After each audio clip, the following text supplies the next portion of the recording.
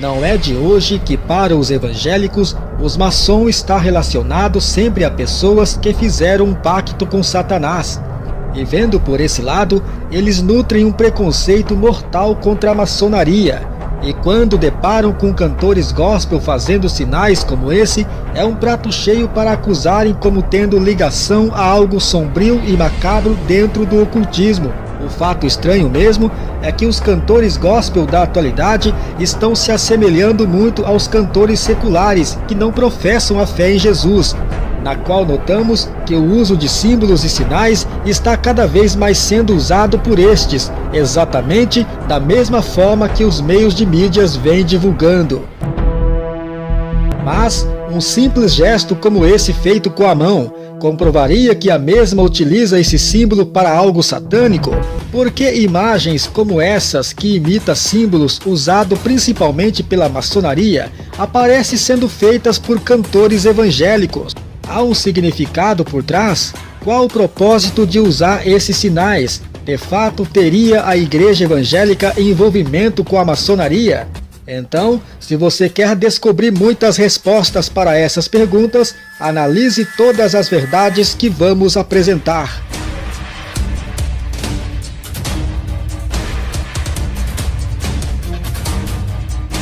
A maçonaria é visto pelos evangélicos como uma sociedade secreta que servem e adoram ao diabo. Isso é muito que se falam sobre os maçons e o que fazem suas lojas maçônicas.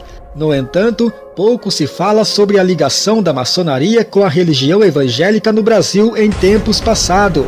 Talvez um evangélico membro de uma igreja de hoje nem imagina que este tem sua igreja para congregar graças às primeiras igrejas fundadas no Brasil, igrejas essas que foram fundadas originalmente pela maçonaria. O estranho é porque somente hoje os protestantes despertaram e agora gospem no prato. Mas calma que já já vamos entender tudo. Um outro detalhe também de grande importância é que os sinais e símbolos sendo usados por evangélicos maçom protestantes sempre existiu. Mas, para entendermos isso, vamos ver um episódio que aconteceu na vida de um missionário batista chamado Salomão Luiz Gisburg. Para quem não conhece, Salomão Gisburg é famoso por ter criado o cantor cristão, inário adotado em maioria das igrejas evangélicas. Só para começar, Salomão Gisburg era maçom declarado.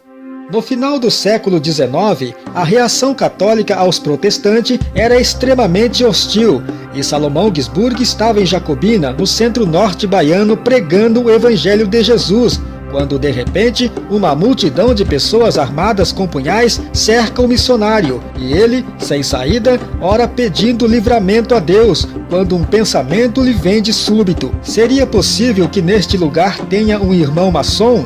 Sem pensar duas vezes, Salomão Gisburg, que era protestante maçom, faz um sinal da maçonaria e num instante alguns homens o cercam, conduzindo-o a uma das melhores residências da cidade.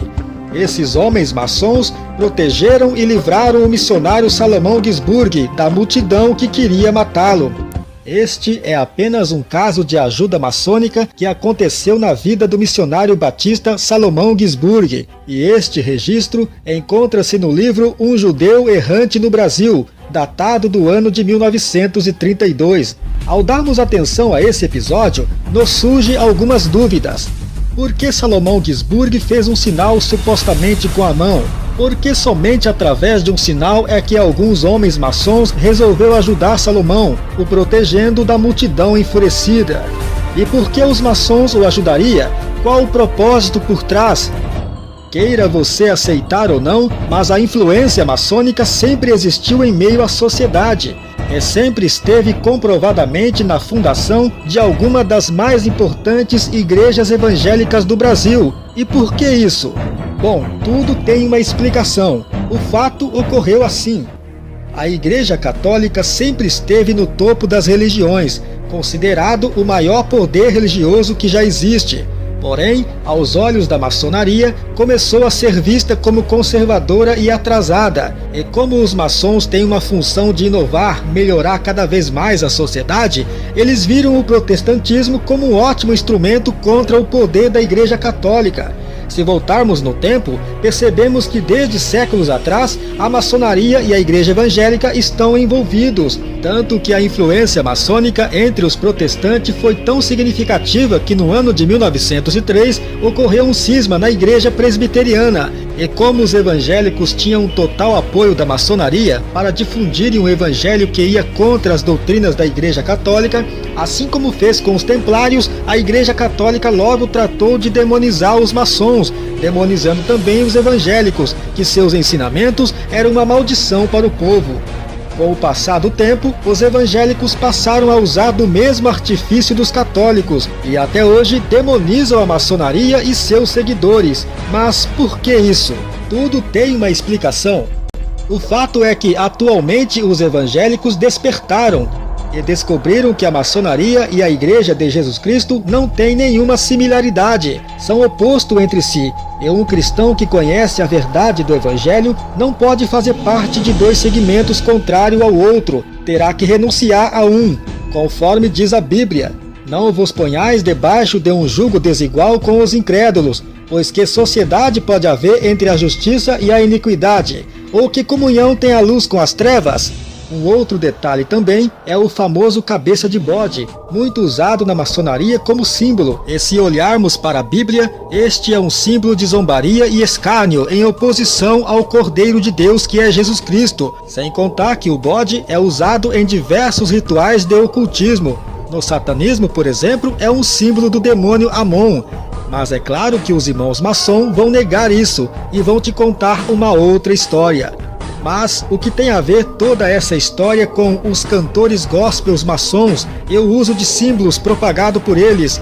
Como já vimos, é comprovado com documentos históricos que a maçonaria esteve por trás da fundação de algumas das mais importantes igrejas evangélicas do Brasil. É ingênuo acreditar que nos nossos dias atuais não estão por trás dos maiores cantores gospel. Nenhum cantor gospel vai assumir publicamente que tem ligação com a sociedade maçônica, porque isso faz parte de um acordo, pelo fato que hoje a maçonaria é vista aos olhos da sociedade como algo sujo, que prestam cultos ao diabo.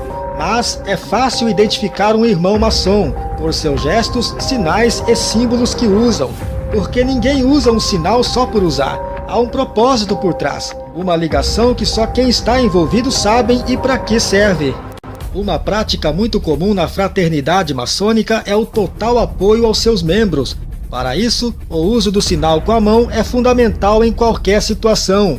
Por isso, quando um cantor faz um sinal como esse, ele está nada mais nada menos dizendo obrigado pelo seu apoio, ou conto com o seu apoio.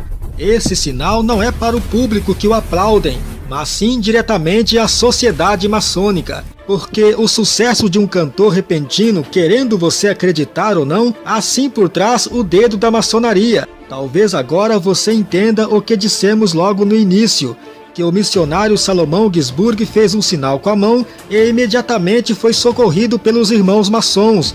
A fraternidade maçônica tem uma função de apoio e proteção total aos seus membros, onde até mesmo um pedido de socorro pode ser feito, não gritando, basta fazer um sinal com a mão.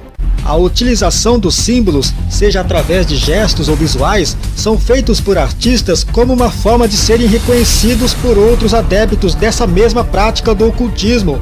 Não estamos afirmando que cantores como Aline Barros, Cristina Mel, Fernanda Brum, Thales Robertos e muitos outros são da maçonaria. Apenas estamos mostrando que existe semelhança clara nos gestos e sinais que fazem nas imagens. Porque eles, sendo pastores, com certeza sabem disso, porque todos os pastores sabem reconhecer um símbolo maçônico.